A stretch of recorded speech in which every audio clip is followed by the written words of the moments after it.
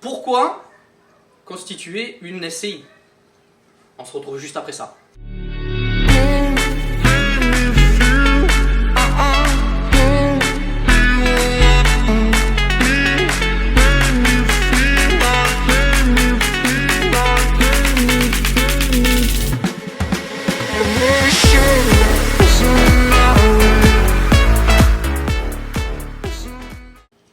Alors, bonjour à tous.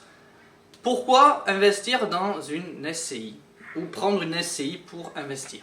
Vous avez la SCI à l'IS et vous avez la SCI à l'IR. J'ai des SCI, elles sont toutes à l'IS. Je ne ferai pas des SCI à l'IR. La SCI à l'IR, alors je parle pour moi.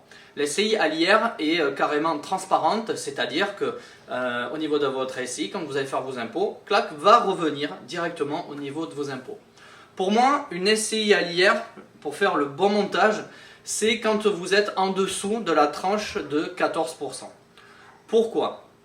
Si vous êtes en dessous de cette tranche-là, parce que du coup, en prenant le patrimoine que vous allez gagner au niveau de la SCI, puisqu'elle est transparente, va vous faire remonter au niveau de votre tranche d'imposition. Le but est de ne pas payer plus d'impôts, puisque le but est de gagner de l'argent, et si vous devez le passer en impôts, ça ne sert strictement à rien.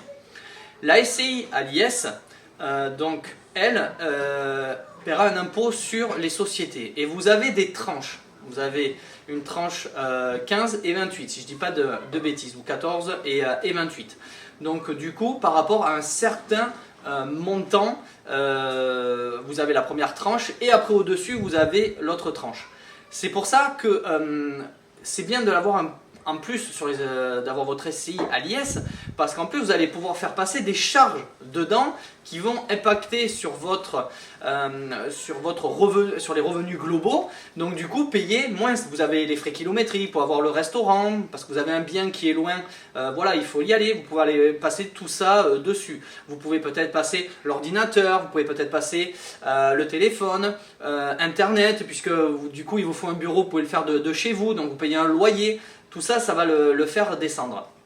Donc c'est pour ça que aujourd'hui c'est la société civile immobilière qui est le plus répandue. Au niveau des banques, ça va, c'est pas trop gênant. Et il y a aussi un autre point donc, que nous on a fait racheter notre résidence principale avec notre SCI. Pourquoi ?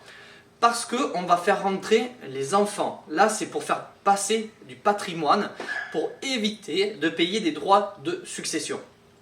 Voilà, parce que quand vous allez faire rentrer les enfants, vous avez ce qu'on appelle la jouissance et le nu de propriété. Ça fait que si un jour on vient à décéder, les enfants vont avoir toutes les parts de la société et n'auront pas des droits de succession à payer exorbitants comme on le sait en France. Vous avez payé toute votre vie et il va falloir que vos enfants, peut-être il va falloir revendre le bien pour payer les droits de succession, alors que c'est une maison qu'on a voulu garder pour la famille. Donc voilà, donc c'est aussi une stratégie pour pouvoir investir à long terme et pour pouvoir passer du patrimoine. J'aime bien faire une SCI par bien. J'ai plusieurs SCI et à chaque fois on fait un bien, allez peut-être deux.